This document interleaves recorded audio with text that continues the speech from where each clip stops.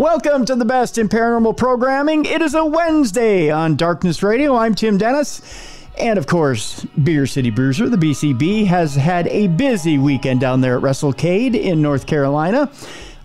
He's been getting slammed around by big brutes. And also having a good time, the time of his life down there. We don't blame him. I would have had the time of my life, too, if I would have been down there. Unfortunately, I live on a podcaster salary. So next year, BCB and I will be down there, and we'll be broadcasting from WrestleCade. In the meantime, we got to have a co-host or a co-hostess, so we went and got the co-hostess with the mostest. It, of course, is for a second day in a row, Mallie Fox. How you doing, Mallie? I'm fabulous. How are you? Doing very well, darling. Very, awesome. Very well. Very, very well. Boy, we got a big show in store for you guys today. Not only lots and lots of stories and good stories at that, we got Parashare stories as well today. Ooh, I like it. Yeah. We put out the call and you guys have responded. We've got Parashare stories today. By the way, folks, if you have Parashare stories, it's real simple. Just hit me up with the email, tim@darknessradio.com, or go to the brand new site, darknessradioshow.com. If you look on the right-hand side of the website, there's a little blue button that's kind of floating there on the right-hand side. Click that button and you can leave a voice note up to 2 minutes. It's on a 2-minute loop. If 2 minutes is not enough for you, then just click that button again and leave another 2 minutes. And, just keep leaving 2-minute loops and I'll punch them all together and we'll make a story out of it. Trust me, I won't put it in the wrong order and make it like a make my own adventure type deal. I will make it your adventure in the right order. I swear I will, unless I'm having a really bad day. And then the ghost will haunt you before you've actually had your cookies and milk in the beginning of the story, which would be a really weird story indeed. But do that. Either tim@darknessradio.com, you can type it out and send it to me, or you can leave your voice note by going to darknessradioshow.com and clicking on that blue button. Either way, it works, and we'll play your story or read your story right here on the air. Mal, we had an unfortunate story to report over the weekend, and we promised we'd go into it a little bit today, more than yesterday when we told you about it. Unfortunately, researcher, author, journalist, fellow neighbor over in Wisconsin, Linda Godfrey, has passed away. She's, so sad. Very sad indeed. Was most famous for discovering the Beast of Bray Road over in Wisconsin. Also was known for her research into American werewolves, not the one in London, but the American werewolf, and much, much more. I put up a link on our social media to one of the first shows she did in 2006 with us, which was quite a while ago. But there's other shows that we have with her as well. Linda was an awesome guest, a very cordial guest, very knowledgeable guest at that. And she's going to be missed by us here at Darkness Radio. I'm working on putting together, not this Thursday, but next Thursday, trying to put together, if I can, a memorial show for Linda where we have guests in studio that can talk more of her and their experiences with her. So that would be lovely. Yeah, just a little something to put together.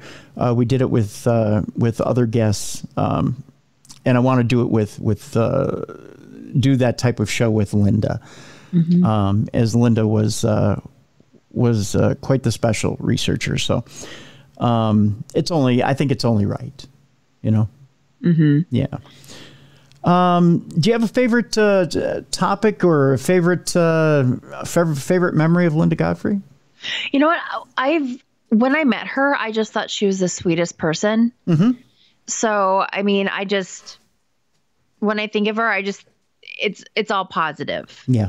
I think she was fun. And I remember she brought her husband to Michigan Paracon, and he would go golfing when she was a guest. Yeah. So, and he was very friendly with everybody as well. Yeah. Yeah. Very, very nice people indeed. Down to earth. Very down to earth, and definitely going to be missed. She was always open to come on to shows, always open to speak about her work, and always eager and ready to take on a new project. There is a a video out there. Linda had slowed down over the last couple of years of her life due to her condition. But there is a video on Amazon Prime or on Prime Video, as it's known. I'm an old man, so I don't give it the correct term, Mallie. But on Prime Video, and it has to do with werewolves. So it's I don't remember the exact name of it, but it's the name of that first book from 2006, and I'll have to grab that real quick here. In fact, let's see here. But didn't she also do, because I collect those weird books, like Weird Minnesota, didn't she do or write the Weird Wisconsin one? That's a good question. Do you know the books I'm talking about, where it's like just weird places to go to in each state? Yeah. Let me see. She did Monsters of Wisconsin. Okay. Yeah, I've got her books out here in front of me here. She's got I Know What I Saw, American Monsters, Real Wolfmen, The Beast of Bray Road, Monsters Among Us. She did The Michigan Dog Man, which I didn't know you let Mr. Fox out of the house for that one. He is hairy. He is a little hairy.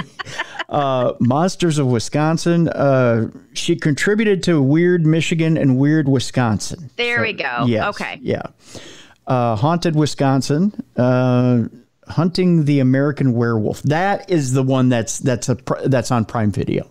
Oh, okay. Yeah. So Hunting the American Werewolf, which is also the episode that we put up of Darkness Radio, or we put on social media that you can hear. That's from 2006. Mythical Creatures. Let's see. God Johnson, The Unforgiven Diary of the Disciple of a Lesser God. Try to remember that one if you can at the end of the program. That title like is a tongue twister. Yeah, it is. That title is a little much in itself to try to remember. God Johnson, The Unforgiven Diary of the Disciple of a Lesser God. Wow. Want to know the synopsis of it? Sure. Major rule: humans shall not play God with other humans.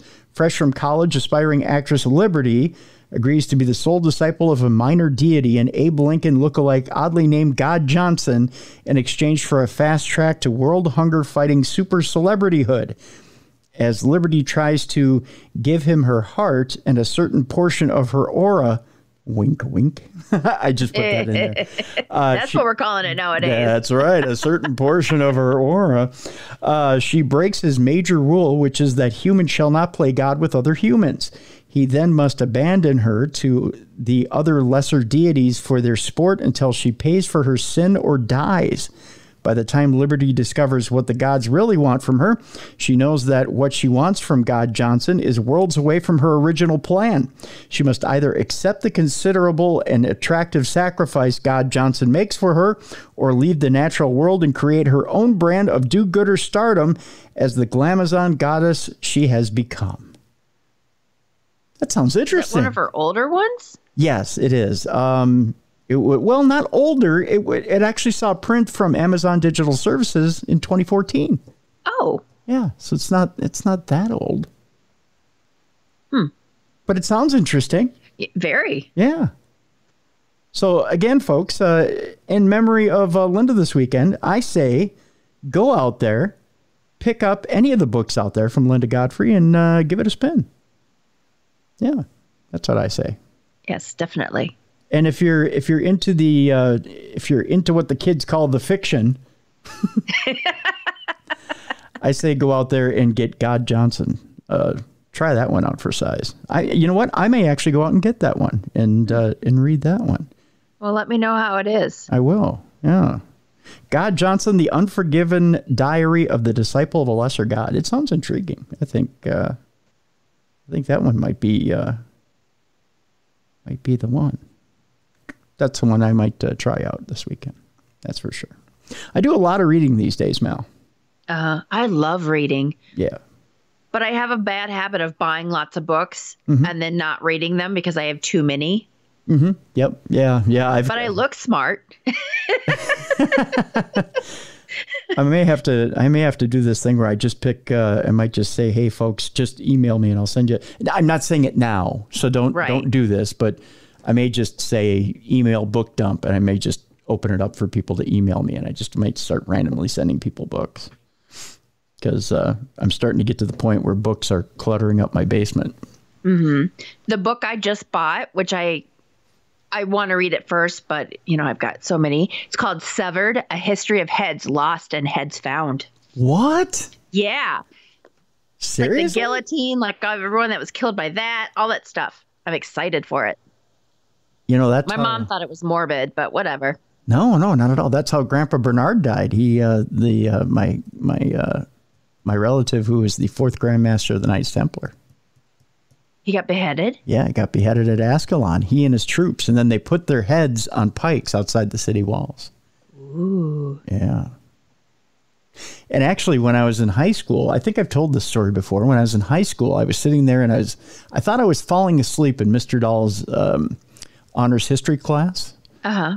But I think I might have been, I don't know if I was actually, I don't think I was astral projecting, but I don't know if I was reliving a past life or if I was seeing Grandpa Bernard or what I was doing, but I had a vision of being inside a Templar helmet and being on the sand, right? Like my head was directly on the sand and seeing blood running from underneath it. And then seeing like a shot of that head on the sand from like a camera, from an outside shot of it. You know what I'm saying? Like there's a shot of it from outside from a camera angle. So you see the head laying on the sand and the blood running from underneath it. And then actually being inside the head from inside the perspective of the head. But at that time that you had it, were you aware of your ancestor or not? I was not. That's the thing. So, and it just so happened we were talking about the Knights Templar that day in honors history. So and I didn't feel like I was asleep. That's the thing. Right. So I'm sitting there in Mr. Dahl's class and I feel like I'm not quite nodding out, but like I'm in a trance almost. And I see the head on the sand and the blood coming out from underneath it. And then I'm inside the head and I'm looking out from the helmet. And I see the blood on the sand, and I'm starting to freak out a little bit. And all of a sudden I hear wham, and I hear like something hitting my desk, and I open my eyes, and it's Mr. Dahl with his wiffle ball bat, because that's how he used to wake up students who fell asleep in class. And he said, "Welcome back, Mr. Dennis." Wow. Yeah.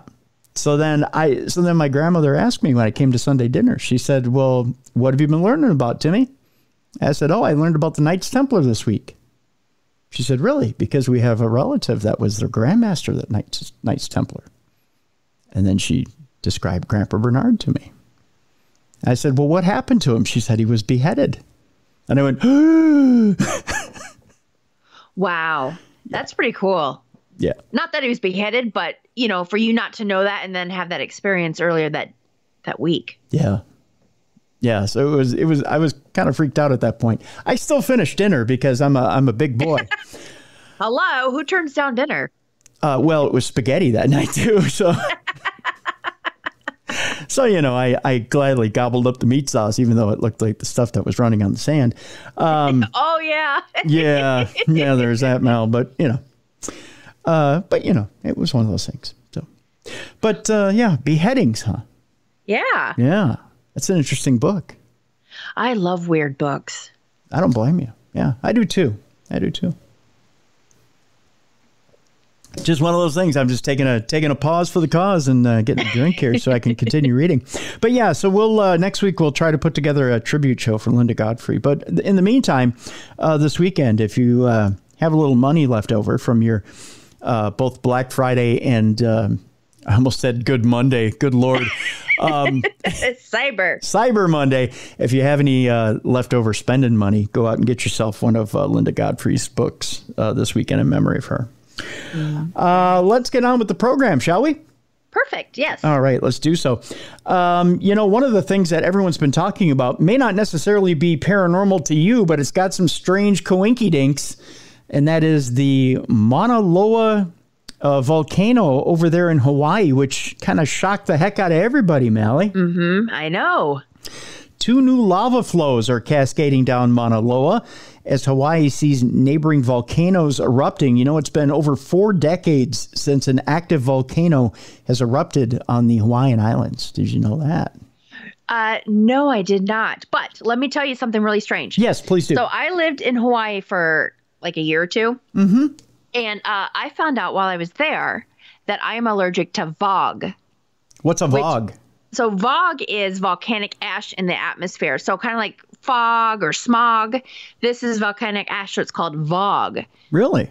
Yes. So I had a very hard time for a bit there where like I swelled, my eyes were watery and stuff, like an allergy. But yeah, I was allergic to VOG. That was the first time I ever heard of it. Wow. Mm-hmm. Now, is that the kind of allergy that could, I mean, and not being morbid or anything, but is that the kind of allergy that could take you out eventually if you're around it too much?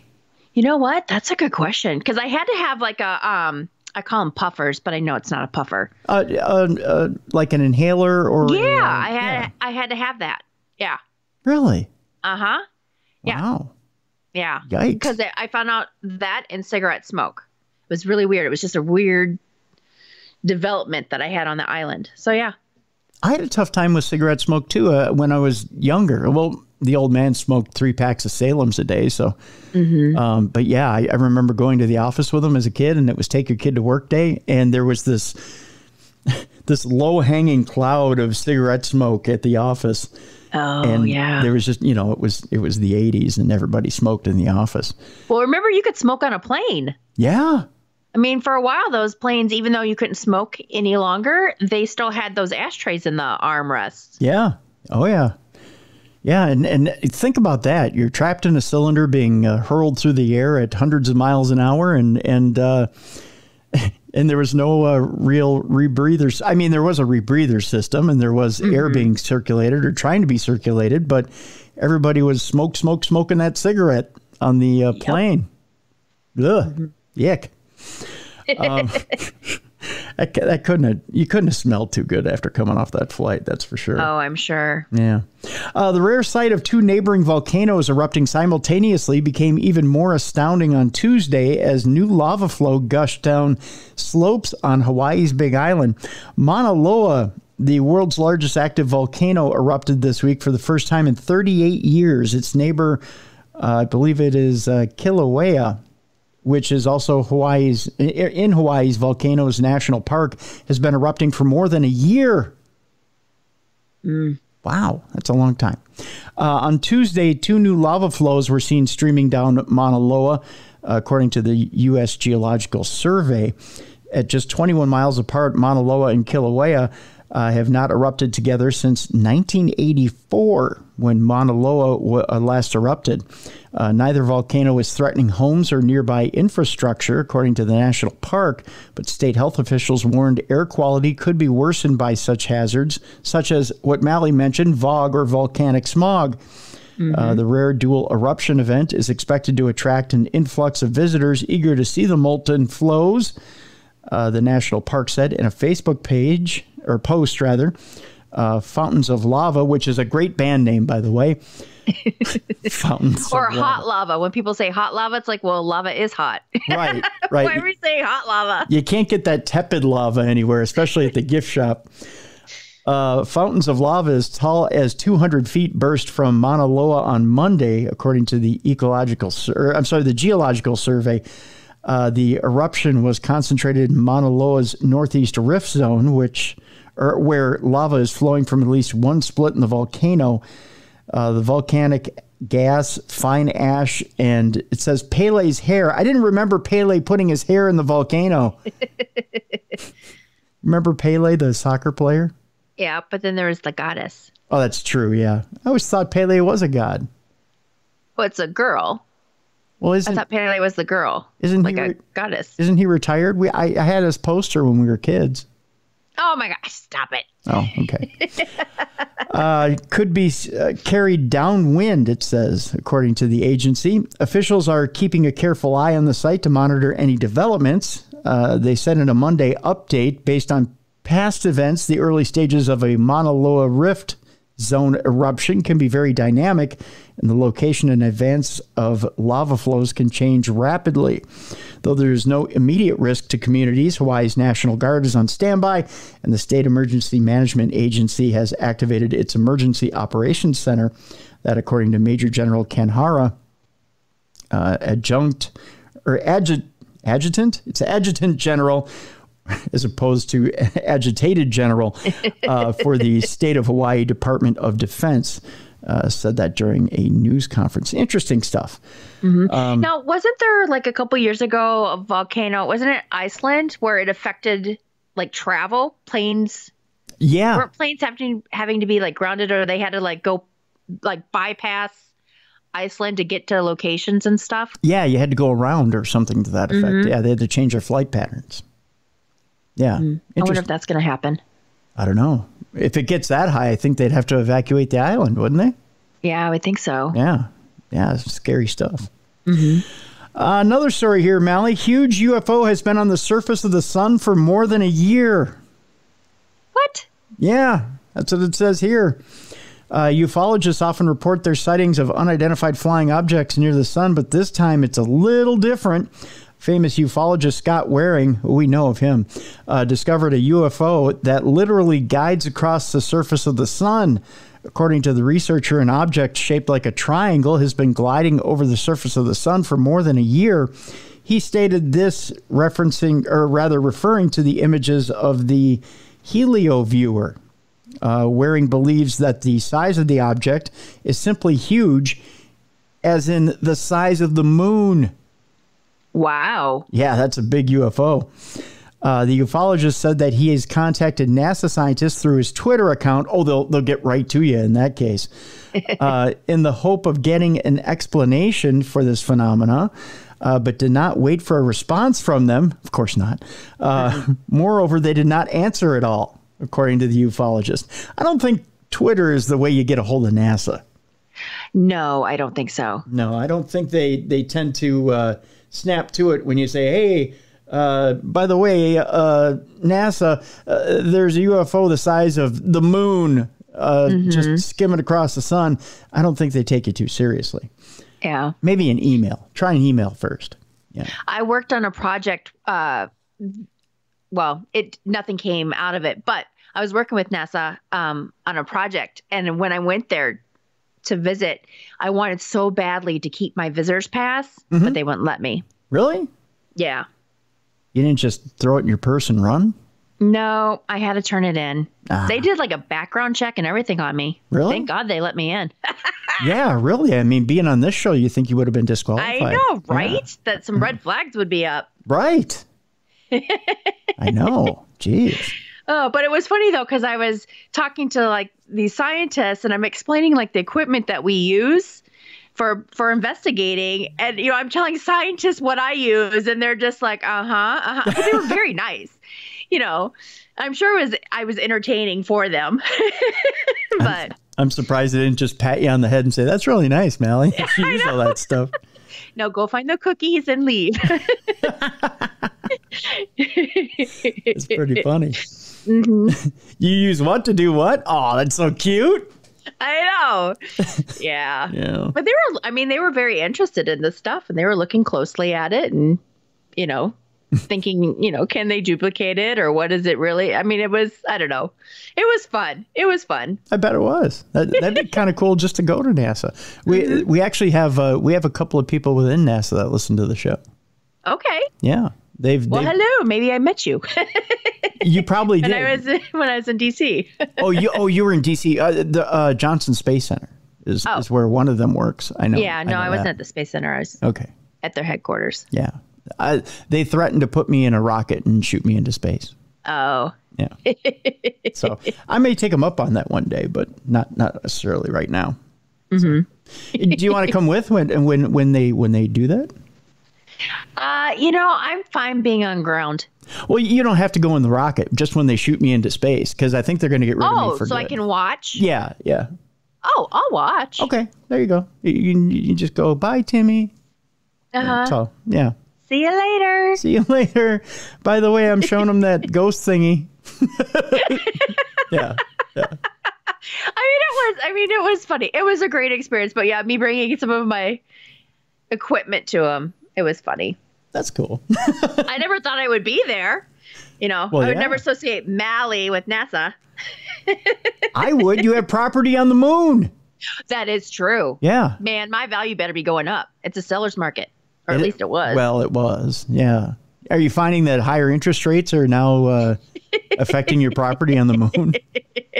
I haven't looked too far into it. You probably should.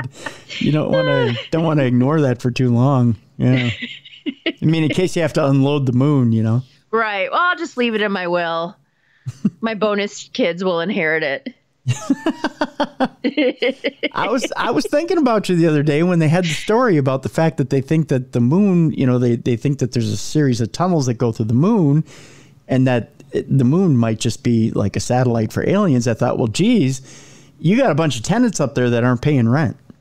Yeah. Yeah. Hello. So you better be. I bet you that's probably where Elvis is too, because they have all the celebrities that supposedly own pieces of the moon as well. Well, then a bunch of you need to be collecting rent like Toot Sweet, right? I think there's a couple of presidents, or at least that's what they told me in the brochure. Well, you got a bunch of Freddie freeloaders up there, man.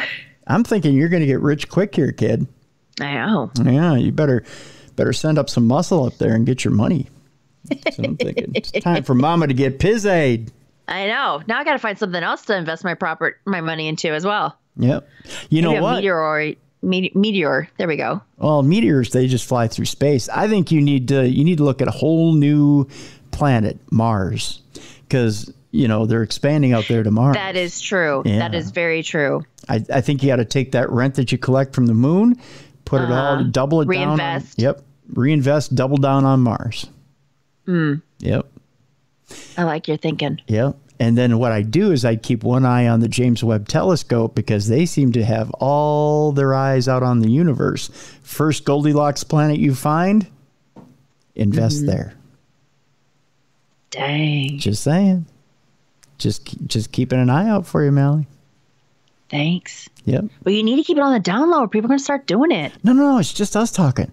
Okay. Yeah, no one's listening. Just saying. I feel like I'm getting like the inside scoop. You know what? I ought to be on the CNBC of space. Yep. Yeah. I should be in like a shirt and suspenders and a tie, and I should be screaming into the camera when it's time for space real estate program on CNBC. Yep. You gotta invest in LL55C in the middle of the galaxy. It's a Goldilocks planet. Great investment.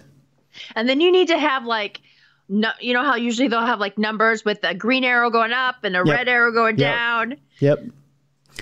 Great lakefront property, horrible deserts on the dark side of the planet. Avoid those if you can. I'm telling you, it's going to go quick. It's the hot property of the week. Let me get a chime for that. Ding, ding, ding, ding, ding. Yep. Gonna have my own space show on CNBC pretty soon. There you go. Yep. Finally have a gig I can make money at. No, I'm kidding. Joking. To say we heard it first here. That's right. You heard it first here. I'll tell you exactly where to invest in the universe. But send payments to Tim Dennis. That's right. You can give me that 10% commission right here. You can just email me my profit to tim@darknessradio.com. That's how it works, right? When you send profit to somebody, yep, you just send it through the email. That's right. More on this story. However, whatever it is, the UFO that's on the sun is triangular in shape. So it's a big Dorito. Yeah. And has been cruising there for many years, as evidenced by footage from 4 NASA cameras. So it's not a defect in one of the cameras. It's an actual Dorito on the sun. The object is black, which means it's not hot. It's just Darth Vader. It's actually a Star Destroyer. Yeah.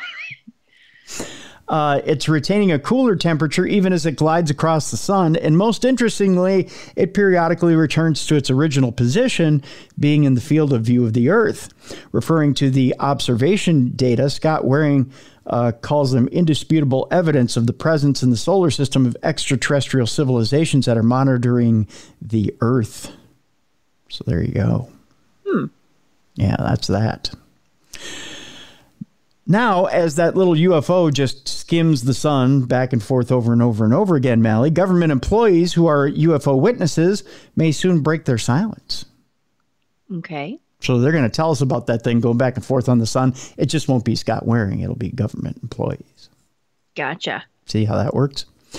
More U.S. military and government officials with knowledge of or experience with UFOs are expected to come out of the shadows soon. That's because the annual defense authorization bill will likely include language allowing current and former government employees and federal contractors to share what they know about UFOs, or what the federal government prefers to call unidentified aerial phenomena. See what I did there? Or UAPs without fear of reprisal. The provision is included in the House version of the National Defense Authorization Act for the next fiscal year that was approved in July. The Senate has not approved its own version. House Minority Leader, soon to be Majority Leader, potentially, Kevin McCarthy, who's vying to become that next House Speaker, said last week that he'd like to delay passage of the bill until next year when his Republican Party takes control of the chamber. UFO investigator and author Richard Lang said he's in touch with people who have knowledge about the phenomena that they want to share when the time is right. If that language survives Congress and ends up being a part of the act, then these guys are saying they're going to start talking about stuff that's happened, Lang says. A lot of them are going to start talking. Susan, do you think people are going to be able to handle that if they're allowed to pass along this information? Because you have those fanatics out there, the end of the world and stuff. But I mean, do you think our brains can actually... I don't know, because you always have that question like, well, what if? But if it's like confirmed saying, yes, this does exist, there is life outside of this earth, blah, blah, blah. Do you think we'll actually be able to I don't know.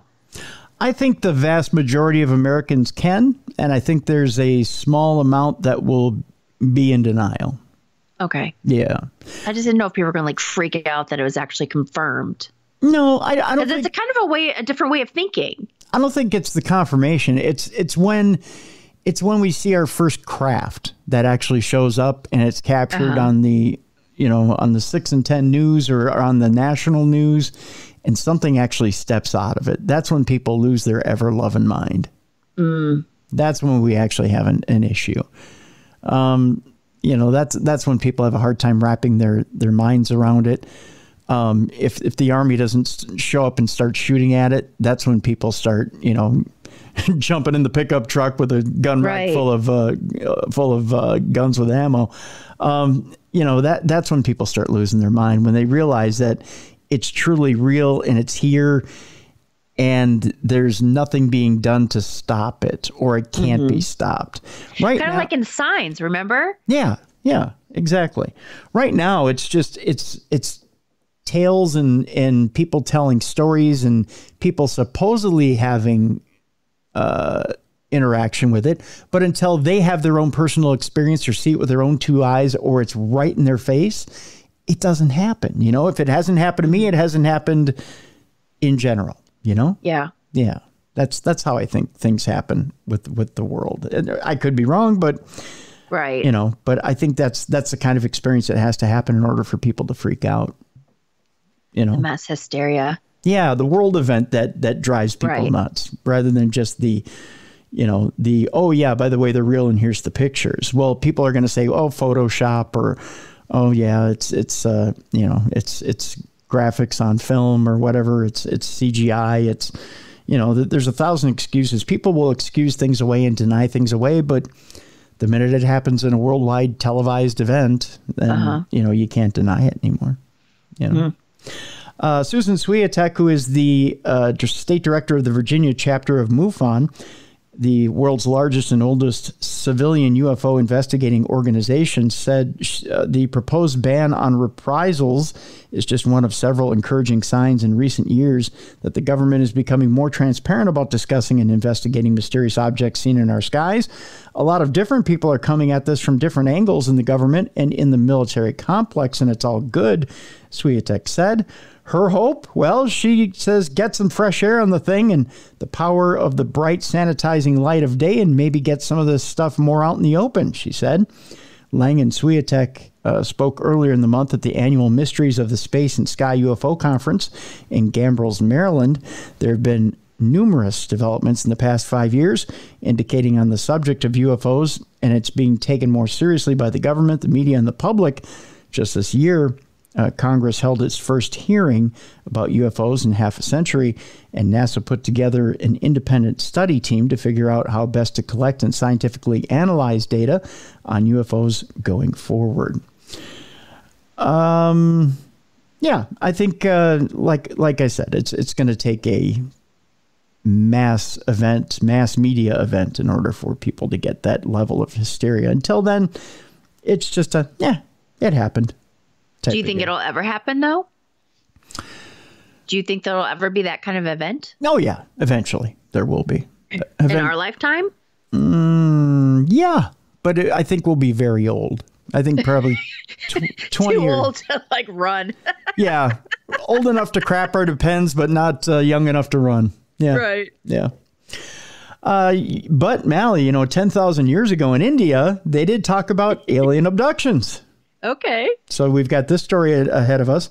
The Department of Archaeology in the Indian state of, oh my gosh, that is a state. I believe it is Chhattisgarh. Okay. Decided to seek help from the American and Indian aerospace agencies. Archaeologists turned to them, not tuned to them. They could have tuned to them too on the radio. Turned to them in order to determine the origin of the rather strange rock paintings discovered in the Bastar tribal region. This is reported by the Indian edition of the Times of India, which published photographs of the find. The researchers were the most surprised that the drawings found in various caves in the region have much in common with the appearance attributed to aliens in science fiction or in the stories of eyewitnesses who claim to have seen them. Local archaeologist J.R. Bagat said the rock paintings could mean that the inhabitants of the area in the distant past saw creatures that arrived from other planets. However, the Department of Archaeology of India does not have experts in this field, so they had to turn to foreign experts to help. Among the local tribes, the legend of the little people is passed from mouth to mouth. This story is strongly attracting the attention of researchers because it is very similar to cases of alien abduction. According to legend, in ancient times, there was a tribe that used to come to this region on flying objects, always taking with them one or two inhabitants from local tribes. People who were kidnapped never returned home. This legend is fully consistent with theories suggesting contacts between prehistoric people and an advanced extraterrestrial civilization. Bagat also stated that in the depiction, the oddly shaped figures appear to be carrying some sort of weapon. They do not have clear or detailed faces. More precisely, they do not have noses or mouths. Yeah, that sounds familiar. That's different, yeah. Yeah. In some cave paintings, you can also see a kind of spacesuit or suits. Mm-hmm. And actually, the picture I'm looking at does look kind of familiar. It almost looks like a gray alien. The archaeologist also noted that the human imagination is very developed. However, the strong resemblance between these rock paintings to images of aliens that are in popular culture looks at least strange, not forgetting that these drawings are over 10,000 years old.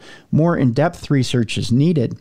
There are several beliefs among locals in these villages. While few worship the paintings, others narrate stories that they have heard about ancestors or have heard from ancestors about Rohela people, the small-sized ones who used to land from the sky in a round-shaped flying object and take away one or two persons of a village who have never returned. The paintings are done in natural colors that have hardly faded despite the years. The strangely carved figures are seen holding weapon-like objects and do not have clear features. Specifically, the nose and mouth are missing.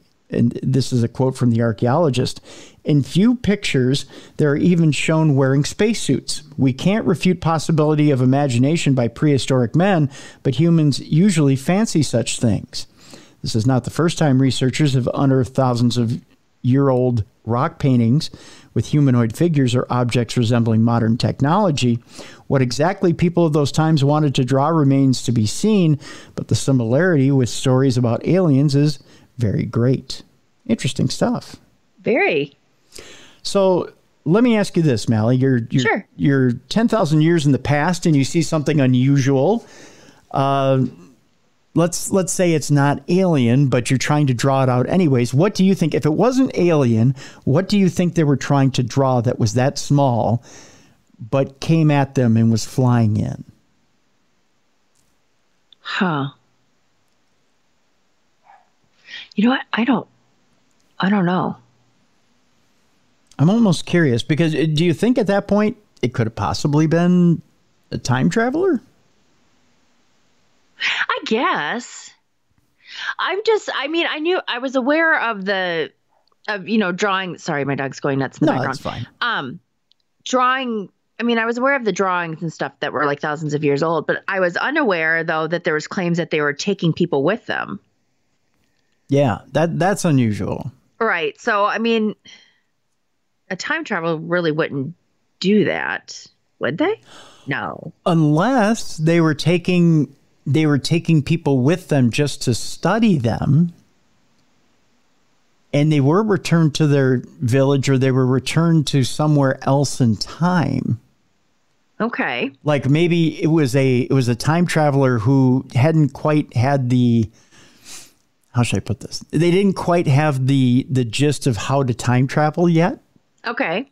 So they meant to come back to that same time and drop them off where they were, but maybe they got a little lost and dropped them off a few thousand years before or after they were supposed to. Okay. I don't know. It's kind of a weird stretch, I know, but right. But it is interesting that they're in, these rockets or these, spaceships or whatever, for, 10,000 years ago, for them to draw this type of technology. Because the aliens who do abductions now aren't taking people for good to disappear. They're right. They take the person, but that person ends up in their bed later. And there's no mention that these people are disappearing and then, coming back. They're just disappearing. Right. Which is unusual too. It could be too that these people are disappearing and then they're getting their DNA changed. Maybe this was an upgrade from one type of person like a Cro-Magnon or a Neanderthal to a different type of person altogether. Maybe they were having their DNA altered. Who knows? Yeah. Yeah. No idea. I think one more story here before break? Let's see here. Yeah, one more story before we go to break here. And when we come back from break, we'll have a couple of Parashare stories here for you, and then we'll jump into the second part of our program. NASA's Mars rover finds a very, very strange chemistry and the ingredients for life, Mal. Oh. Yeah, we can make us... See, this is why I'm saying you need to invest in Mars. Apparently. Because not only do you get yourself a chunk of land, you get the ingredients for life at the same time. So you can make life and you can, make a homestead. See what I'm saying?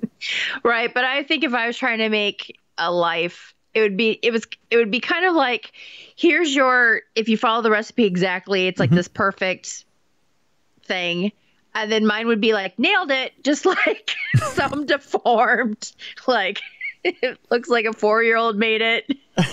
It's like one of those AI drawings we see. Just kind of like, oh. Well, it doesn't have to be perfect. It's on another planet. It's not like you have to visit it all the time, right? So, it'll get along just fine over there on Mars. It's... you throw it a few scraps of food every once in a while. It'll make its own drinks. You just send it a drink book or something, Okay. Yeah. You got a few of those laying around, don't you? Oh, goodness. You'd think that I was an alcoholic with the amount of cocktail books I have. You send it a cocktail book, a cookbook. Nutella. Yeah, a Nutella book. Oh, I have a couple of Nutella books. Actually, I have 2 that listeners gave me. There you go. Very sweet as gifts, yeah. There you go. Send it a Nutella book and maybe a trailer full of Nutella and some bread. The thing will be just fine. Okay. Yeah, there you go. You see, we got it all figured out. I kind of feel bad for this creature I'm creating. No. It'll be just fine. It'll be just fine. Trust me. And if it all goes in the shitter, drop a satellite on it and start over. Oh. Well, hey, treat it like a Canadian. Oh, Mallie. Shame on you. I'm just saying that's the way you were going to do it. I love Canada now. You do? Since when? Of course. Since I don't think of that other person anymore. Oh, okay. I got you. So NASA's Mars rover has found very, very strange chemistry, it says here. A trio of new studies using data from NASA's Perseverance rover confirms that the Jezero crater on Mars was once habitable. So, hey, you could create anything in that crater. NASA's Perseverance rover has been searching for signs of life on Mars since it landed in an ancient lake bed on the red planet in February of 2021. In a trio of new studies, scientists have revealed tantalizing details about the habitable, however you want to say it, conditions. I think if you're English, it's the other way, isn't it? It's a controversy that it's habitable. Yeah. Yeah. Kind of like how they say vitamin and we say vitamin. Right. Exactly. There's no wrong way to say it. It's habitable. No, I don't know. Habitable conditions that once existed on Mars, while constraining the odds of discovering Martian life in the future. I always wondered what a Martian looked like. I never thought it was like any of those cheesy movies. I always thought it looked different than those. Mars is currently a frigid and desiccated world. That's a big word for me. That is hostile to life, but there's an abundant evidence that it was warmer, wetter, and more welcoming many billions of years ago. I'm trying so hard not to make a joke here. Well, that's okay, because my brain started going that way when you're saying it. Good. All right, so that's 2 of us. Simple forms of life may have emerged in the lakes and rivers that once flowed in this ancient era, which is why NASA sent Perseverance. It is Perseverance, right? Yes. That's a weird name for a rover. To search for fossilized traces of any bygone Martian microbes. The rover is also collecting samples from Jezero crater. It sounds like a guy I played football with. Jezero crater. That the mission team hopes to pick up with a future spacecraft so that they can be delivered back to Earth for more rigorous examination. The data for the new studies was collected over nearly 2 years of extraterrestrial exploration. The teams behind each of Perseverance's specialized instruments published summaries of their findings in a batch of 3 studies on Wednesday. The new research follows an August study released in the journal Science that reported a surprising abundance of igneous or volcanic rocks. It looked like ingenious for a second in my mind. I twisted it. It's igneous or volcanic rocks in the areas first explored by Perseverance, and offers more granular details about the rover's new discoveries. What's coming out now is the actual instrument documentation of all the evidence that we saw, said Eva Scheller, a planetary scientist at the Massachusetts Institute of Technology, who led the study about Sherlock, which is an onboard ultraviolet spectrometer, which was first published in Science in a call with Motherboard.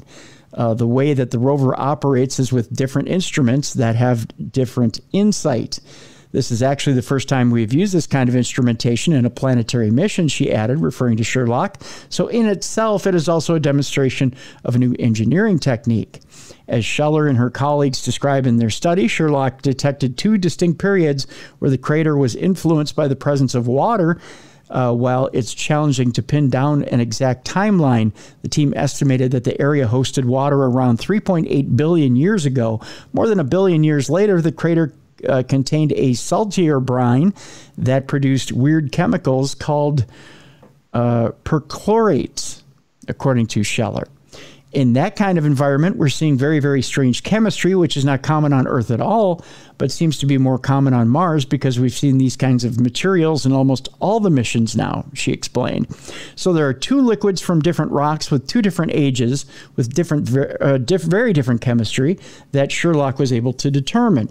The instrument was also able to detect organic molecules, which are key ingredients for life, confirming that habitable conditions did once exist in Jezero Crater. There's still ongoing investigation that we're doing, Scheller said, but we want to look for organic compounds because we see them as the building blocks for life.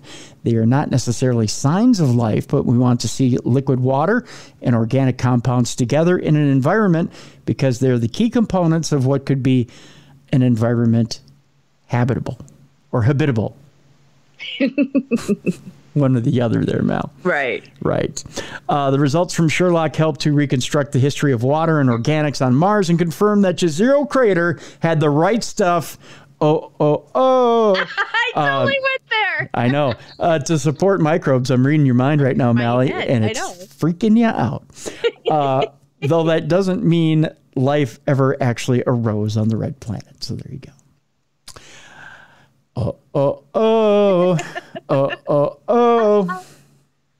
The right stuff. That's right. Coming up in the second half of the program, we'll talk about the world's oldest ghost. We got a lot of ghosts coming up. A paranormal investigator snaps the face of a ghost child in a haunted fort. The Queen Mother once had a room cleansed due to concerns over a ghost. Ghost. And we'll talk haunted dolls as well, Mallie. Sweet. Yeah, and plus we have Parashare stories. Yay. We've got that coming up as well. It's all coming up in the second half of the program. It's Parashare and Supernatural News Wednesday with special co-host Mallie Fox. It's all on the best in paranormal programming. This is Darkness Radio.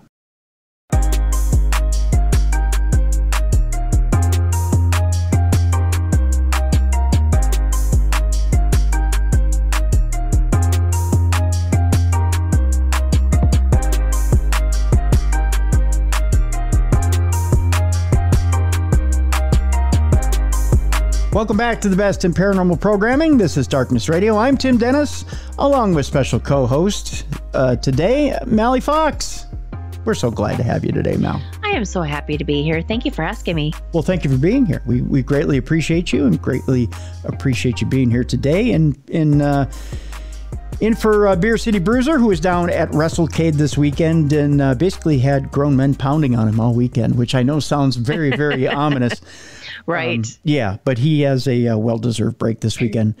By the way, folks, I want to remind you of a couple of things. First of all, on darknessradioshow.com, you can go to the page that is labeled Urban Legends, Stranger Truths. That's the brand new show with Bob Dennis. And you want to check it out. 5-minute microcasts with a different paranormal topic every day. Learn all kinds of cool stuff, different topics every day with Bob Dennis. It's a quick little hit of paranormal knowledge every single day. It's available on darknessradioshow.com. Just click on that tab that says Urban Legends and Stranger Truths with Bob Dennis. You'll be able to get a quick little microcast every day from him. And I'll tell you, interesting shows, Mallie. I don't know if you've checked it out yet or not, but good stuff. Good stuff over there on that show as well.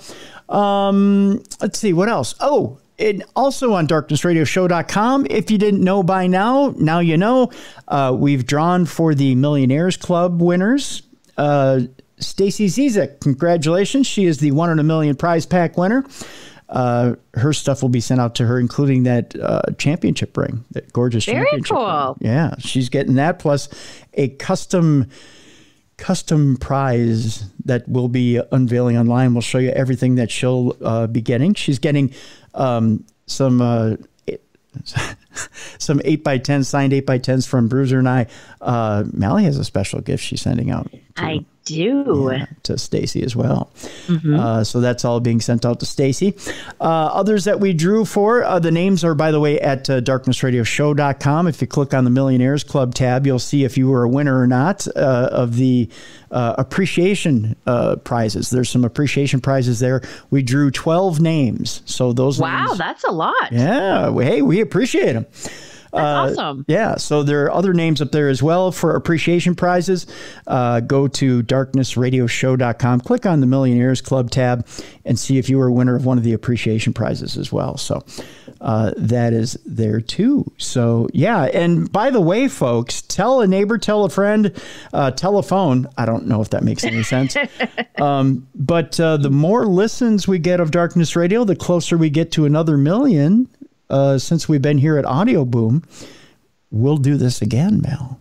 I think that's a great idea. Yeah. I'll send some stuff as well. There you go. So as we get closer to another million, we'll do another Millionaires Club drawing, and we'll do another 1 in a million prize pack with new prizes. And we'll also do some Appreciation Club prizes as well, too. So it's just our way of telling you here on the show that we love you guys. We appreciate you guys. And yeah, we're bribing you for listens. No, we're kidding. We're kidding. But no, that we love you. We appreciate you. And we just absolutely, we can't do this thing without you guys. And we love the paranormal. We know you love the paranormal. We love true crime. We know you love true crime.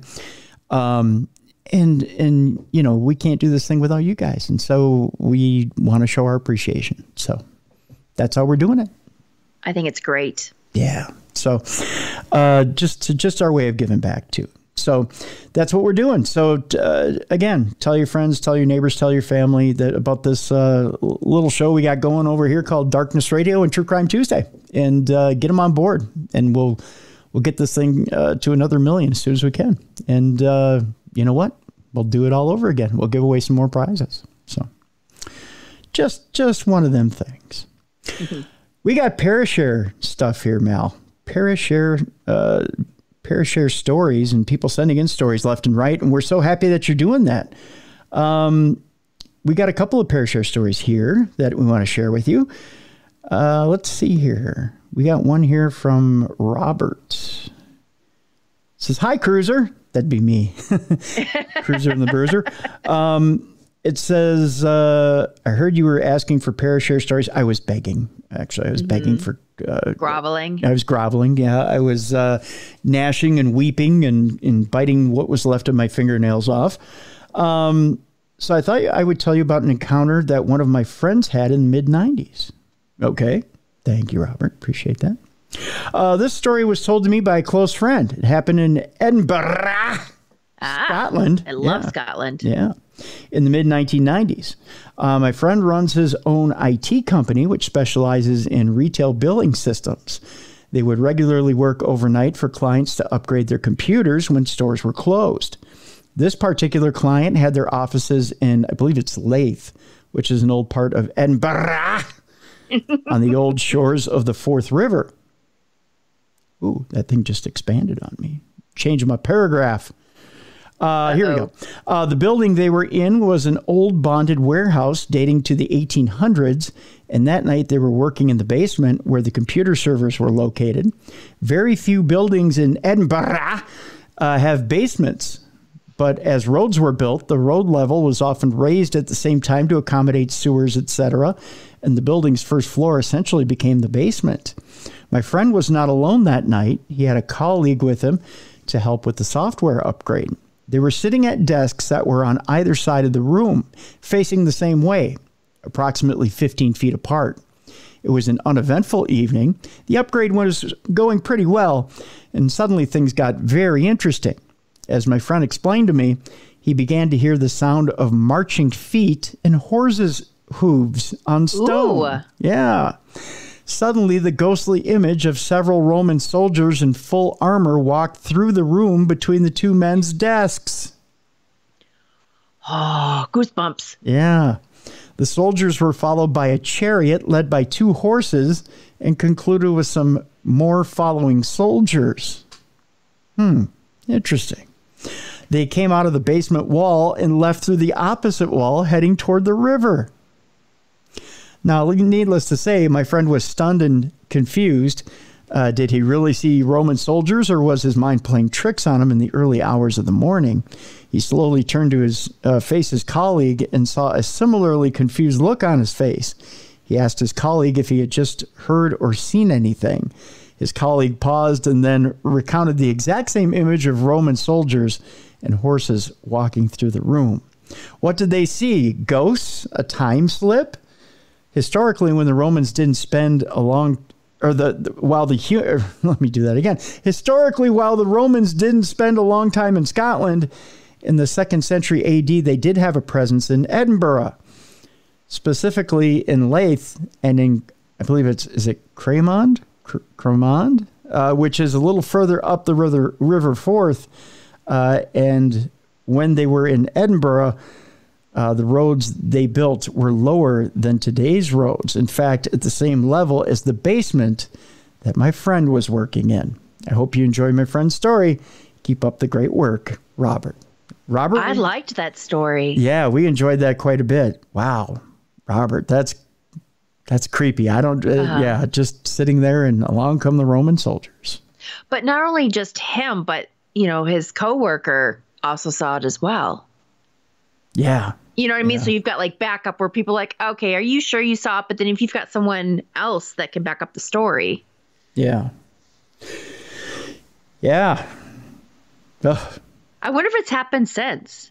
I don't know. It's a good question. I wonder if it has happened since. And is that sort of the sort of activity you just get used to? Right. You're sitting down in the basement, you're checking on servers, and all of a sudden, here come the soldiers. Like a parade every day, Right. Yeah. The Roman Holodazzle parade. Or the Roman Disney parade. It happens every day at the same time. Mm-hmm. Yeah. Let's see. We have another one here. Let me see. Is this one that I... this was speaking of the Roman Holodazzle parade. This one, let me see, do I have a name to share with this one? Doesn't look like I do. I don't know if I can say who this is from or not. Let's read it anyways. It says Bruiser and Cruiser, but I don't have a nickname for Mallie. I can't call her the Schmoozer. I can't call her anything that rhymes. I don't know. Do you have a name that rhymes with Bruiser and Cruiser? Mel, do you know? I can't think of anything off the top of my head. We'll have to think of that one, Mel. Okay. Yeah. I don't want to say something inappropriate. Right. Well, it's like that stopped you before. Right. Yeah. Like I've ever been an editor. It says here, Bruiser and Cruiser. My wife decorated our Christmas tree the Friday after Thanksgiving. Later that evening, we had a few friends and family over to eat leftovers and enjoy the extra long weekend. My wife was sitting on the couch and I was in the kitchen when out of the corner of my eye, I saw our Christmas tree begin to shake. That's not good. My wife heard the tree and ornaments shaking and yelled for our 18-month-old daughter to get away from the tree. I picked up her and our 4-year-old son, and I explained that I had both our kids near me, and they were nowhere near the tree, but I saw the tree shake. My sister, who had recently moved, explained that since she had moved, she believed that our mother, who had passed, had migrated to our house, not knowing where her new house was. She had also told us that when she recently saw a medium, she said that our mother would visit our dining room and stare out our kitchen window into the backyard frequently. I mentioned to my sister that sometimes while sitting at the kitchen table, which is a weird tradition in our family to pass down kitchen tables, it would feel like Mom's dog would come and plop down and the table would shake a bit. She said this confirms what her medium had told her, and she had not mentioned anything about the table to us. Is Mom home for the holidays? Which is a question. I'd sure like to think she's watching the kids, as that was her biggest concern when she passed. Anyways, gents, keep up the good work. Bruiser, the next time you're in Kansas City, I'll show you some barbecue and some of our many local breweries. Cruiser, same goes for you. Oh, good. Stay well and come visit. Hopefully I'll be able to find time to submit a few more Parashares, as the wife and I own a small brewery in Texas. Oh, I got to go see this guy. That, per the local paranormal society, is haunted. This comes from Travis. Okay, so Mallie, I got to ask you, what's your feeling on this? Who do you think is shaking the Christmas tree? Well, my first thought was, do they have children or like animals, especially a cat? But I mean, if he had the children and there's no mention of animals, I mean, maybe it is their mother, which is a nice thought. There's a part in the story here. Did mom have, let me think here.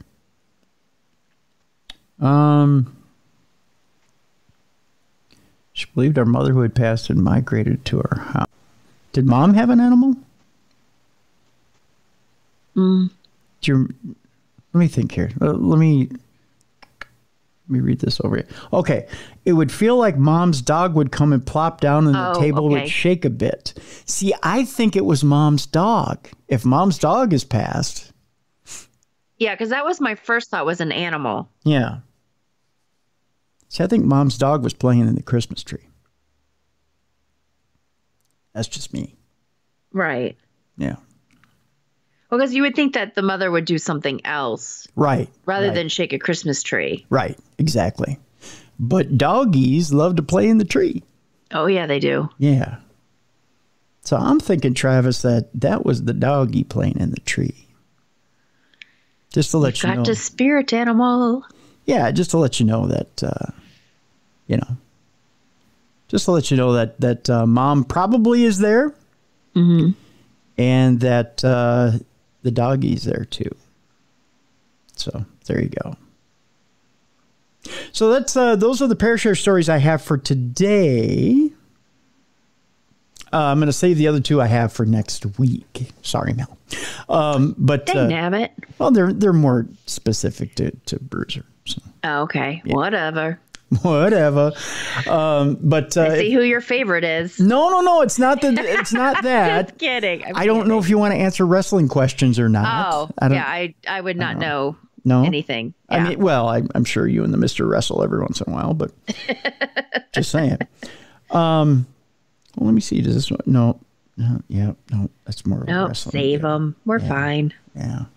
But if you have Parashare stories you want to get into us, again, tim@darknessradio.com, or go onto the darknessradioshow.com webpage, and you can leave your voice notes there. Just click on that blue button on the right-hand side. You got a 2-minute little window there that you can leave your voice note. And if you need more time, just click that blue button a second time. I'll take and stitch them together. We can play them here on the air. And then myself and Bruiser, or myself and Mallie, or myself and Jess, whoever's on the show that day, can I make it sound like there's a revolving cast here every single day. Just whoever shows up that day can go ahead and answer your question there. So that's the way that cookie crumbles, by gosh. So there you go. But again, folks, we appreciate your Parashare stories, and we'd love to hear your Parashare stories. So please send them in, would you? We appreciate it if you would. Let's see here. Let's go on to more ghost stories, shall we, Mel? Mm-hmm. Please. Yeah, we got a story here about the world's oldest ghost. We tend to think that the oldest ghosts we get here in America tend to be, from the 1800s or whatever it may be. They don't get too old, right? Correct. Well, not so fast there, Mallie. I just wanted to say that. It turns out that people ask the question, and we asked the question actually a week or two ago, why are there no ghosts older than Victorian times, and how long do these ghosts live? Well, there are some out there that are quite old, and we'll tell you some of those stories here. One, there's Roman ghosts out there that are 2,000 years old. Those are some old ghosts. Mm-hmm. I don't care who you are. According to the British National Trust, some of the oldest ghosts haunting the properties and estates which they look after are to be found at the Treasurer's House in York in the UK. The specters of marching Roman soldiers have been seen in the cellars of the historic property, most notably in 1953. Well, you have to go back a little bit to find them, I guess. Sure. 18-year-old apprentice Harry Martindale, Wink's dad. No, I'm kidding. That's a Wink Martindale joke. That's one for the kids there, Mallie. Yep. Yep. Anyone over 50. Yeah. Was working on fitting a new central heating system when he witnessed the figure of a helmeted Roman soldier emerge from a wall. The soldier was visible only from the knees up. The guy didn't have any knees. I don't know why I'm so tickled at that. I sound like my nephew. No, he didn't have any knees. As if walking at some since buried ground level. The spectral soldier was followed by a horse and at least 19 others who traveled in a procession through the opposite wall. The shocking apparition left young Harry in such a state that he was forced to take 2 weeks off work. Oh, come on, really? Wow. 2 weeks kind of wimpy. Right? I mean, come on. Grow some fuzz on those nuts, son. 2 weeks off work because he saw a Roman soldier? I mean, our buddy just saw a ghost at work. Did they take any work off? No, they kept working on them servers. They were like, cool. And you were like, cool. And they went back to work. It's that generation nowadays. I guess, right? Back in 1953, they were like, I say, we must have 2 weeks off. That was a horrible accent, by the way. Nevertheless, Martindale kept quiet about his encounter until the 1970s when he was interviewed by a group of academics for a television documentary. Ghostly Romans are a feature of many haunted UK sites, the former Roman stronghold of Chester being another of the locations where the long-gone occupiers' ghosts have been and continue to be seen. There you go. The next oldest ghost is a Babylonian ghost, which is 3,500 years old, Mallie. Nice reaction. 35. Well, no, I'm sorry. I'm like waiting for the story. Okay. In October of 2021, so more recently, Dr. Irving Finkel, the curator of the Middle Eastern Department at the British Museum and author of The First Ghosts, Most Ancient of Legacies, spoke to the UK press about a fascinating discovery, an ancient Babylonian clay tablet created circa 1500 BC, which had been in the British Museum's collection since the 1800s. It had recently been found to contain an image of a ghost. Dr. Finkel was quoted in The Guardian as saying, "It is a Guinness Book of Records object because how could anybody have a drawing of a ghost which was older? Half of the front of the small tablet is missing, but its back holds instructions for dealing with a ghost which seizes hold of a person and pursues him and cannot be loosed." That sounds like a possession almost. It does, doesn't it? Mm-hmm. Yeah, interesting. Essentially, directions for laying a ghost, or as Mallie put it, for an exorcism. The image of the ghost, a bearded male figure, had been overlooked for so long because, fittingly, it was all but invisible. Only by lighting the tablet a certain way and from a certain angle was it possible to view the image of the spirit. The instructions for quieting the troublesome spirit essentially amount to pairing it up with another lonely ghost so that the two will be occupied with each other and will move on together, ceasing to bother. Ghost sex. Yes, exactly. A little ghost foreplay to keep your mind off the living. So that they'll be occupied with each other and will move on together, ceasing to bother the living. Having described the process for pairing the two in detail, the tablet leaves the would-be ghost hunter matchmaker with the wonderful final instruction, do not look behind you. So in other words, let them do their thing. Don't look behind you or it'll come back after you. How do you like them apples? Wow. Mm-hmm. That's kind of cool, though, that you could only see it a certain way, the instructions. Yeah. Interesting stuff. Mm-hmm. How do you feel about pre-human ghosts, Mallie? You know what? I don't think I've ever thought about pre-human ghosts. A caveman ghost. Yeah, but is that pre-human? Technically, it would be. It'd be Neanderthal. Oh, yeah. I see what you're saying. Okay. Yeah. This one is 60,000 years old. Where are they seeing this one at? I'll tell you. Okay. Why do we never see caveman ghosts? Well, one theory is that we do and have been doing for a long, long time. Hairy hominids, not a performer's name, by the way, is the term cryptozoology commonly uses to describe the category of creatures which which the likes of Bigfoot, Yeti, Almas, etc. belong to. Bipedal, humanoid, hair, fur-covered beasts, which that's a mouthful. Yeah, it is. Which appear solid one moment and yet seem ethereal the next. I never thought of this theory before. What if Bigfoot is actually just a prehistoric ghost? Well, I mean, that would explain why, we can't find one. True. Similarities between folkloric Indonesian orang pedek, literally short person, and the long extinct archaic human subspecies Homo floresiensis or Flores. I'm so glad you're reading the story because these words would be hard for me. They're hard for me. Are you kidding? Homo floresiensis is what it is, or Flores man, also nicknamed hobbits. Oh, okay, I can say hobbit. Yeah, I can say hobbits too. Have been noted by many.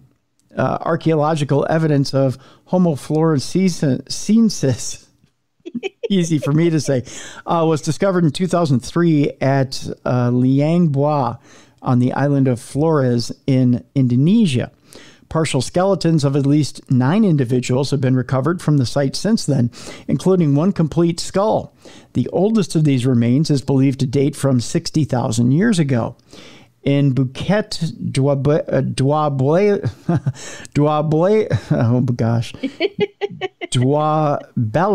there we go, Sumatra. Duabelis, Sumatra. The Orang Rimba people refer to an apparently identical creature to the orang pedek as hantu pendek, or short ghost, being thought of as spectral or even demonic, as opposed to flesh and blood creatures. In European folklore, trolls, gnomes, fauns, and other supposedly mythical creatures which dwell in forest caves and other wilderness areas are also share characteristics with prehumans or early humans. Huge hairy wild men, also known as, I believe this is Vodavos or Vodavos, could be, feature heavily in the literature and presumably the folklore of the High Middle Ages and later. In 2018, UK newspaper The Bristol Post reported that a passenger on a train traveling from Exeter to Bristol Temple Meads spotted a Bigfoot from their window seat. I remember that story. You remember that story, Mel? Not really. Okay. An outbreak of similar sightings took place in 2012 in Tunbridge Wells, Kent, UK, where an 8-foot or 2.4 meters ape man was reported by several witnesses. While in the USA and other heavily forested countries, arguments for as yet undiscovered population of flesh and blood hairy hominids will always be made, in England there really is no possibility of such. So could such encounters the world over be actually glimpses of the ghosts of long deceased human ancestors or cousins? It certainly is a theory, and an interesting one at that. That's all I got. Well, no, I know. I'm like trying to wrap your head around it. In my head, sorry. Yeah, I am. So, I think it's an interesting theory. No, it is. It is. That's why I'm quiet, because I'm thinking. Yeah, I got you. I got you. If you could see my face, you'd be like, "Oh, there's definitely something going on there." Oh, I can smell the smoke from Michigan to Minnesota. Yeah, that's for I sure. know. Yeah. Watch out. Let's go to number 4, which is a Triassic ghost, not a film by Steven Spielberg, by the way, but it's 220 million years old. While Dr. Finkel's Babylonian ghost is not in there, the excitingly named Viverone, the snake demon, is listed in the Guinness Book of World Records as the oldest ghost. Sightings of a huge, or 6 to 9 meters, or 19 to 29 feet long ghost is a ghostly rattlesnake-like creature and has been reported on the land surrounding what is now known as Ghost Ranch, formerly Rancho de los Brujos, or Witches Ranch, in New Mexico's Rio Arriba County since the 1500s. Archaeological excavations undertaken in the area since the late 1940s have unearthed more than 1,000 dinosaur and prehistoric reptile specimens. Amongst those finds was the skeleton of a Triassic phytosaur, a huge 29-foot-long crocodilian ancestor or cousin with an elongated serpentine body.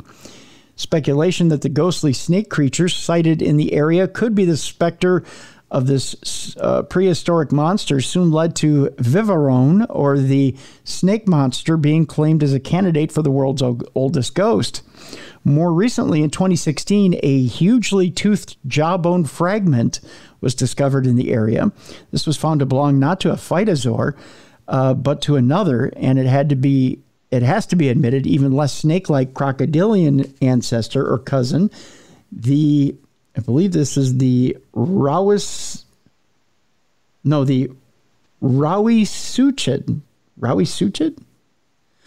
This partial jawbone was found to be belong to a previously unknown subspecies of Rauisuchid maybe, and was given a new name, Viverone haydeni.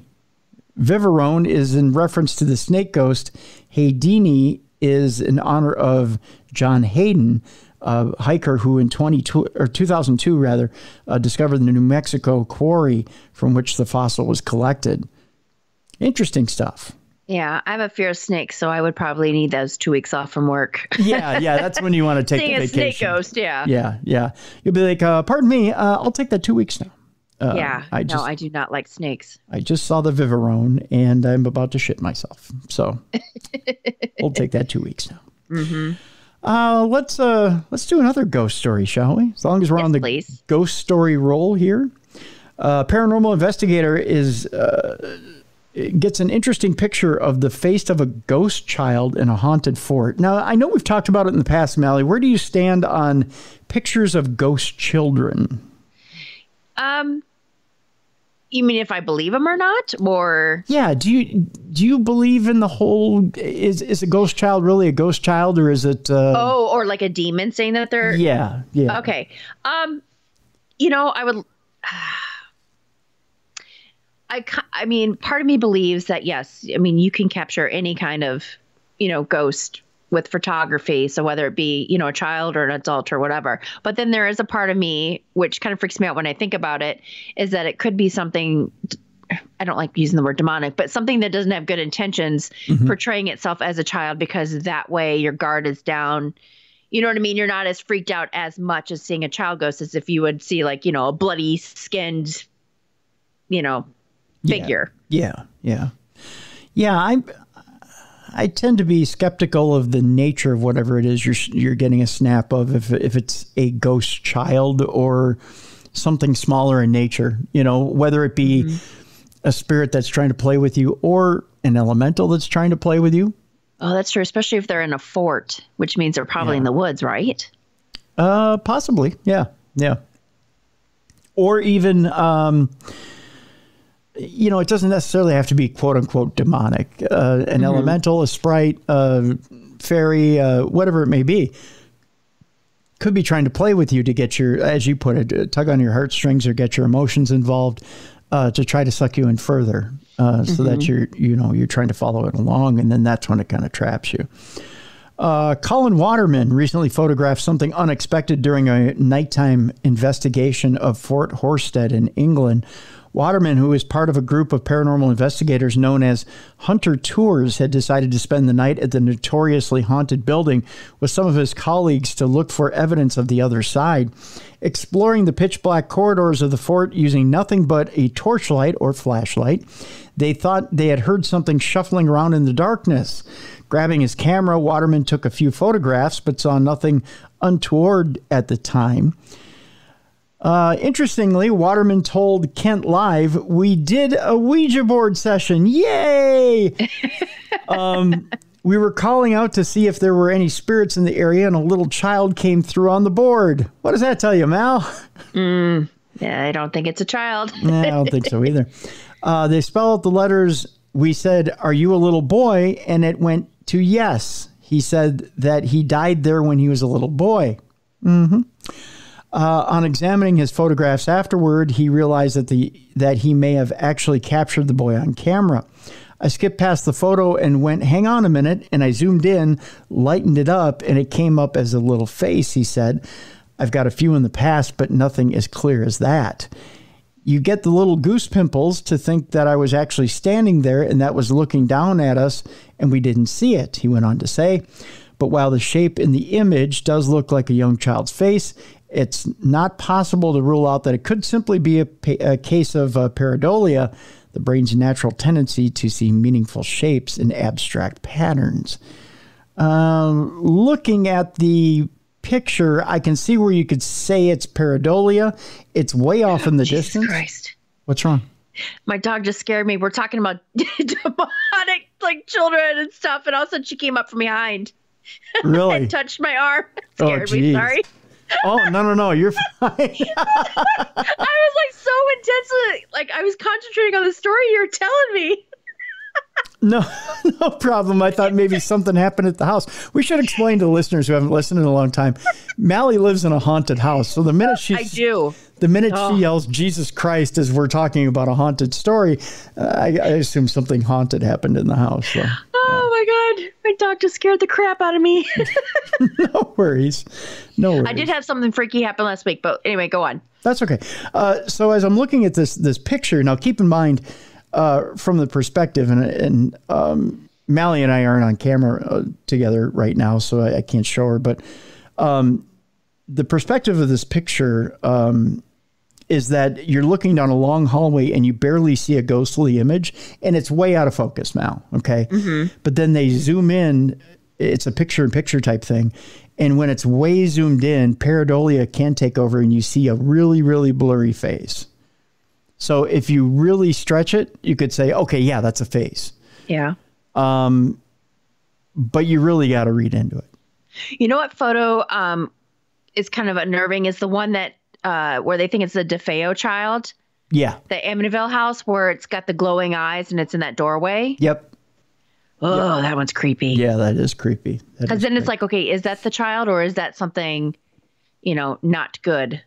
Well, and disguising itself as the little boy. Right. And you don't want your mind to go there. Right. Know? You just don't, because there's tragic circumstances there. And the last thing you want is a child to be trapped in that house. Mm-hmm. It's just, that's sad to think about. I got to ask you something here, Mal. When it came to the Queen Mother, Queen Elizabeth, passing away recently, we read a story last week about Queen Elizabeth being taken out of a Fallout game where she was dressed up as a zombie. Poor taste. Right. The fact that they even would have thought about releasing that game with her in it. They took her out of it with plenty of time to spare in one of the mods. But let me ask you this, there are plenty of haunted castles in England. Do you believe the Queen Mother potentially might be hanging around in the afterlife in one of those castles? I think it's possible. I don't think like right now because she just died recently, but I think maybe down the road. You think so? Yeah. Why not? I mean, especially like Windsor or Balmoral. I mean, that was like her favorite place. Right. Yeah. I could see Balmoral. I really could. I would think that, she loved those corgis so much. Yes. That I would think that maybe she might hang around for a bit to see, who, if they're taken care of. And well, yeah, because aren't they with Prince Andrew and his ex-wife Fergie? I thought they're the ones that inherited them. I'm not quite sure who did. I didn't see who inherited them, to be honest with you. But I would think that she's just making sure that they're well cared for and that they're happy, because she really did love them so. Mm-hmm. I have a story in front of me that the Queen Mother once had a room cleansed due to concerns over a ghost, which makes me wonder, if attitudes towards that sort of thing change when you've passed on. Possibly. It's kind of a weird question, but the mother of the late Queen Elizabeth II once called in the local parson to address a haunting at Sandringham. Considering the historic nature of the various residents of the British royal family and the number of people who must have died within their walls over the centuries, it is perhaps surprising that there aren't more stories about alleged hauntings in royal households. This particular case, which was detailed in the writings of the late newspaper diarist Kenneth Rose, occurred back in the summer of 2000 when the Queen Mother elicited the services of a local parson to investigate accounts of paranormal activity occurring in one of the rooms at Sandringham House. According to Rose's notes, some of the servants had complained about the room being haunted and had even refused to go in there for fear of encountering something paranormal. The room had once served as a bedroom for King George the... It was the Queen Mother's late husband. Was it King George the... I'm trying to remember. I'm bad with the number part. My Roman numerals. VI is... Sixth. There you go. Boy, I'm having a rough day today. If it's an X, it's a 10. That's right. I knew that much. There you go.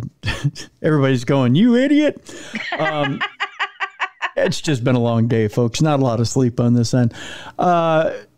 King George VI, who spent his final days there before his death from coronary thrombosis in 1952. The parson who walked from room to room did indeed feel some sort of restlessness in one of them, Rose wrote. He held a service there, not exactly of exorcism, which is the driving out of an evil spirit, but of bringing tranquility. The congregation of 3 took Holy Communion and special prayers were said, I think, for the repose of the king's soul in the room in which he died. The Queen Mother herself died a relatively short time later at the age of 101 in 2002. It's unclear if she ever spoke about the haunting with any other members of the royal family. So there you go. Interesting story indeed. Mm-hmm. I totally believe that those places have ghosts. Yeah, I do too. You can't have the history and the energy that floats around those places, and the energy it takes to be a personality to run a country and not have some sort of residual, at least residual energy floating around those places. Exactly. Yeah, if it's not an active haunting, definitely residual energy floating around those type of places. Seen or heard of any haunted dolls around your area lately, Mal? Not in my area. Not in your area? Haven't had any experiences with any lately? No, I do have a creepy one that I bought from, it's over 100 years old. I bought it in New Orleans, but nothing weird has happened. No? Regarding it. I have a story here about a couple claiming that a possessed doll has caused car crashes and illnesses. Time to get rid of it.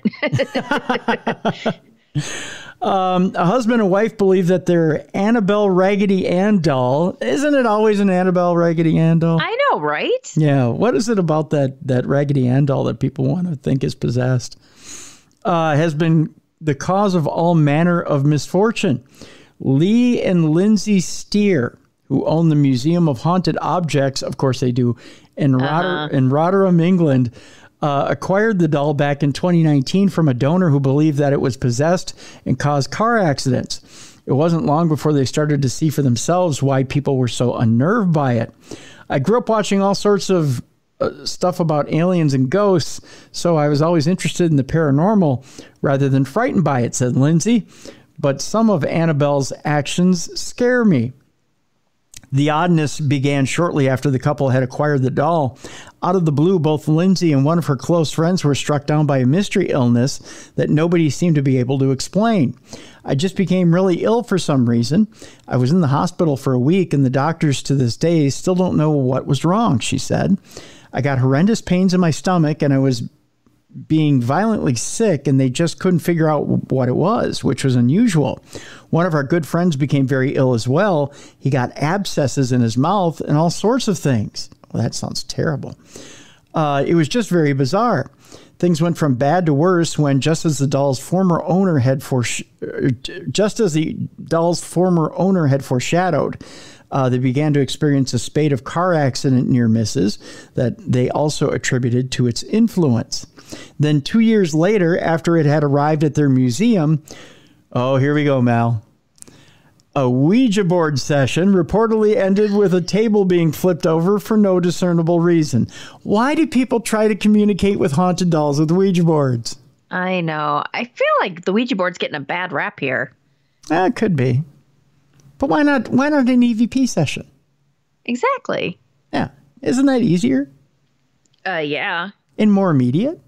Mm-hmm. Less work. Yes, yeah. Less work, too. Maybe I'm taking the lazy way out here, but... Yeah, exactly. You know. Lee went on to say, Annabelle was sitting on a chair at our Ouija board... at our Ouija table. Oh, they have a table. It's very... Fancy. Fancy. It's very solid, and it got a metal leg holding it up, so there's no way it should have fallen over or collapsed. Surprise, surprise. There's no logical explanation as to why that should have happened, and it was just the way Annabelle was standing straight at it. That's what it says. Was standing straight at it, maybe staring straight at it? I don't know. Whether or not the doll had anything to do with any of these incidents, however, remains a matter of debate. So yeah, Annabelle hates everybody and everybody must die. Just saying. And the next Annabelle trilogy, the movie and the trilogy will be coming out. That's right. Yeah. Annabelle, You're Pissing Me Off is the name of the new, exactly. new album, the new movie. But now we've crossed the ocean and now we're in England.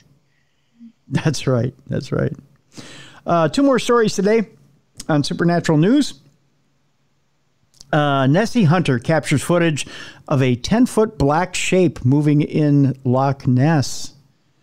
If this is truly, I think this has been a record year for Nessie sightings, if I remember right. But I don't think this is an official Nessie sighting as of yet. A veteran Loch Ness monster hunters has spotted something unusual moving through the waters of Scotland's famous loch.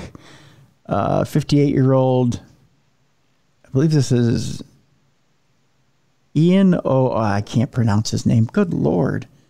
Welsh is not easy to pronounce. You know that? If I had my way, I'd say Ian O'Faragain. You had a little Irish accent. Ian O'Faragain. Who is certain, it's probably not even how you, it's probably just like Ian O'Fine. That's probably what his name is. But I said Ian O'Faragain. Who is certainly no stranger to hunting Nessie, given that he has reported several sightings over the years, had been monitoring the live feed from the Visit Inverness Loch Ness webcam near Fort Augustus when he spotted something moving in the water. I noticed a splash and movement on the screen coming into view on the right in a long black shape, and I immediately started a screen recording of this object, he said. I got excited because it remained on the surface of the water, moving very slowly, unlike a large fish that would leap out of the water, but would then submerge. This object was no fish, or a log for that matter. It was moving in a controlled speed, slow, unlike a log, which would be moving with the current. I believe it was a live creature. The footage, which can be, viewed in this article that you can't see because it's a podcast. Yeah, I should pre-read this stuff. Certainly shows something in the water, but it is difficult to discern exactly what it could be. The sighting is the 7th this year, with the last one being back in October. I believe he says, I believe in the Loch Ness Monster after witnessing a live sighting in July of 1987.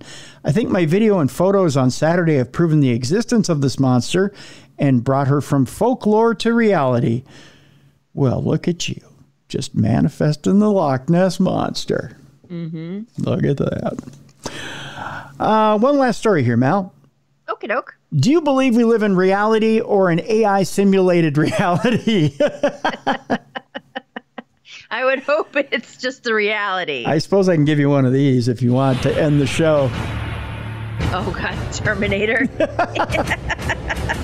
Like the man yesterday in True Crime Tuesday, I too believe I'm a Terminator. No, I'm kidding. There's an article out there that actually says how to test if we're living in a computer simulation or in the Matrix, Mal. I love your answer. Jack says I can't hide things. It's very Garfield of you. Okay, Odie. We do, Mal. We live in the Matrix, Mal. And you just go,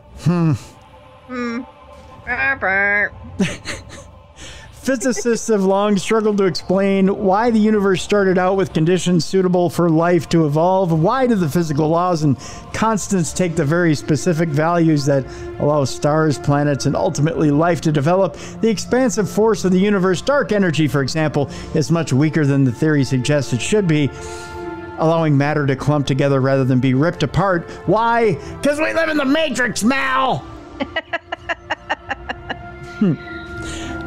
Well, that's just an easy, lazy way of saying it. A common answer is that we live in an infinite multiverse of universes, so we shouldn't be surprised that at least one universe has turned out as ours. But another is that our universe is a computer simulation with... I can't get through that without laughing, I'm sorry. With someone, perhaps... Oh, wait. We got to play this part. That always makes it scarier. But another is that our universe is a computer simulation with someone, perhaps an advanced alien species, fine-tuning the conditions. You don't buy that for a minute, do you, Mal? Unfortunately. Well, no, I do not. Okay. Okay. I like to keep open-minded, but with that, no. That's a little too open-minded? Yeah, I think so. I mean, what do you think? I think we need to shut that shit down with medication. Is that what you're saying? The latter option is supported by a branch of science called information physics, which suggests that space-time and matter are not fundamental phenomena. Oh, that'd be this one.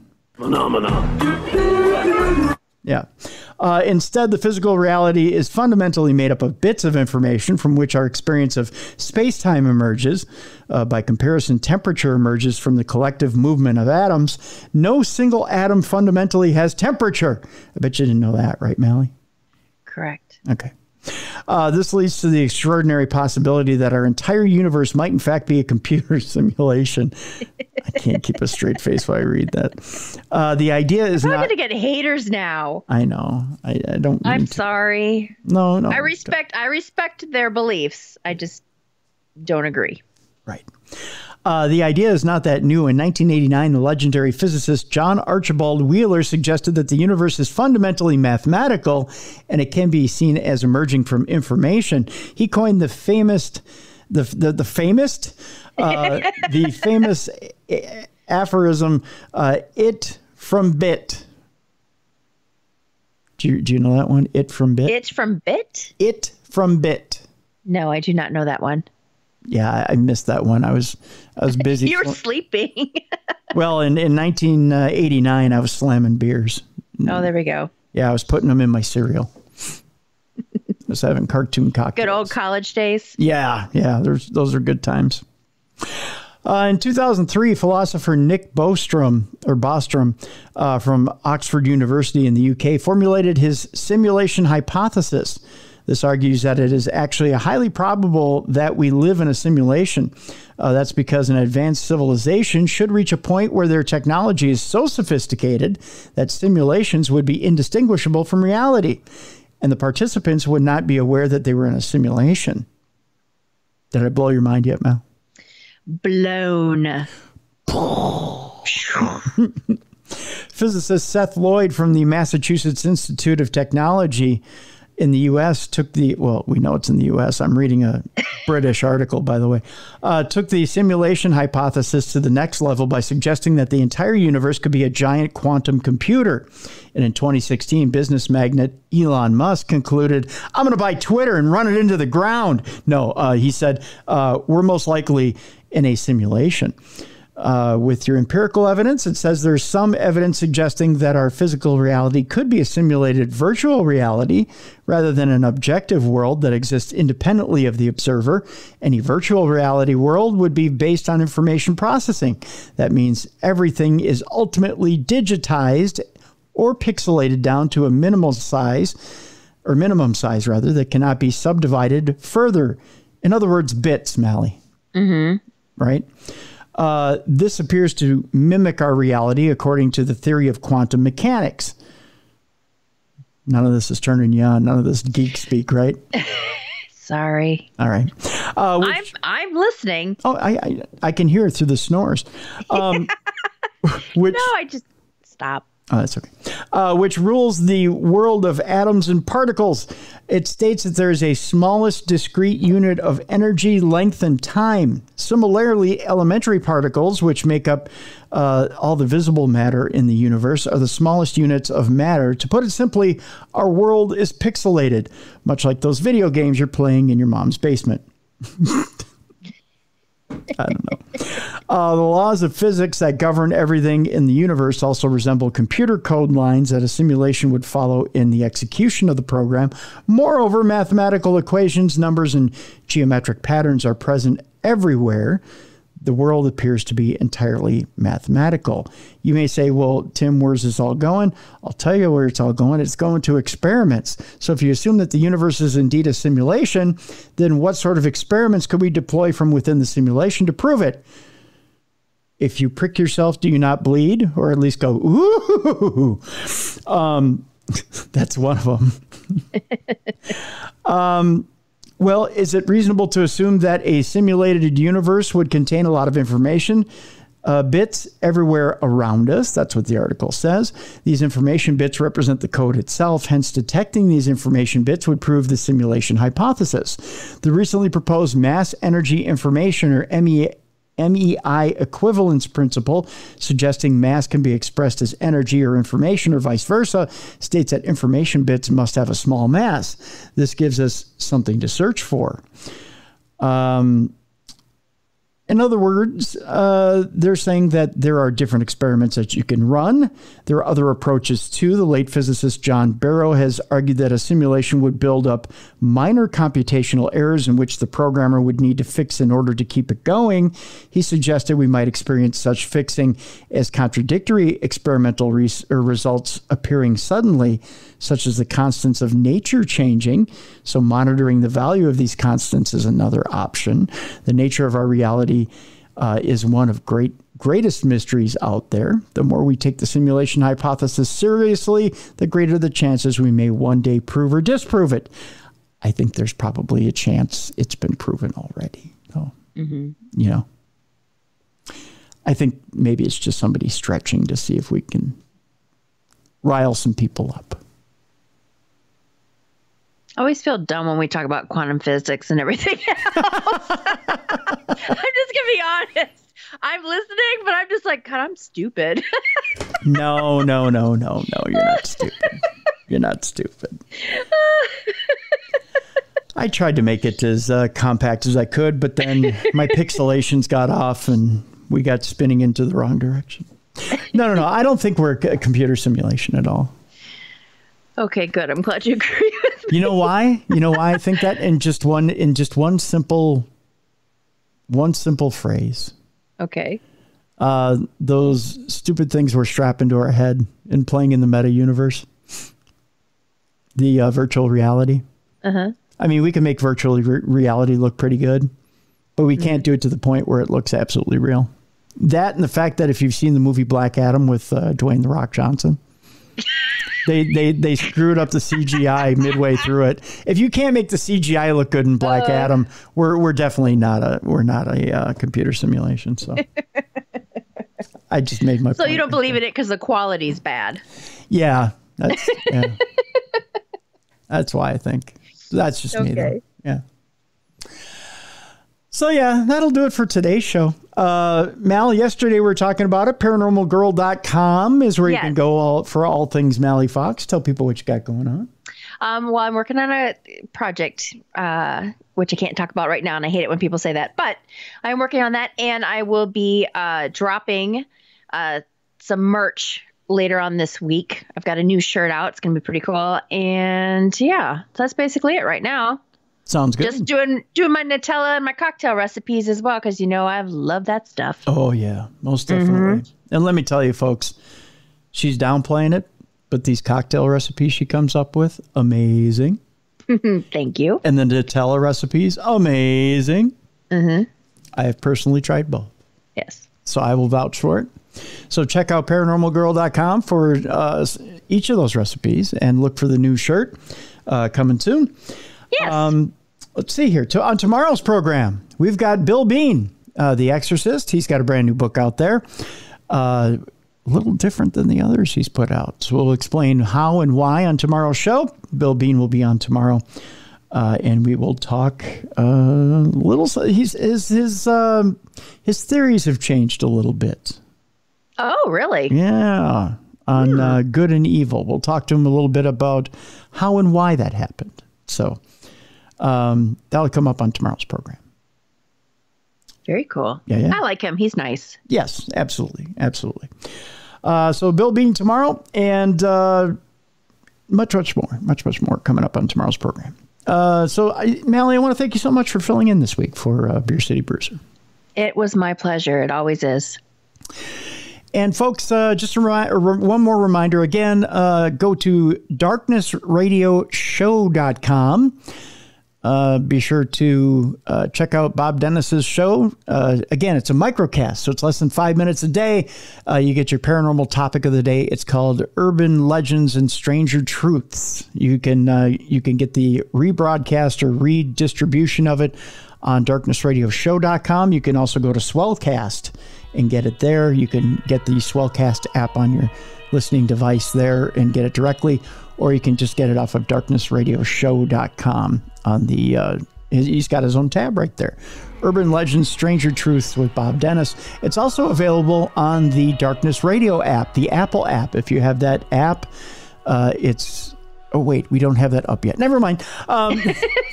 It'll be available shortly on the Darkness Radio Apple app. We'll have that up shortly, so you'll be able to access it through that as well. I think that'll do it for today. Again, tomorrow, Bill Bean right here on the best in paranormal programming. For Mallie Fox, I'm Tim Dennis. Thank you so much for listening once again to Darkness Radio.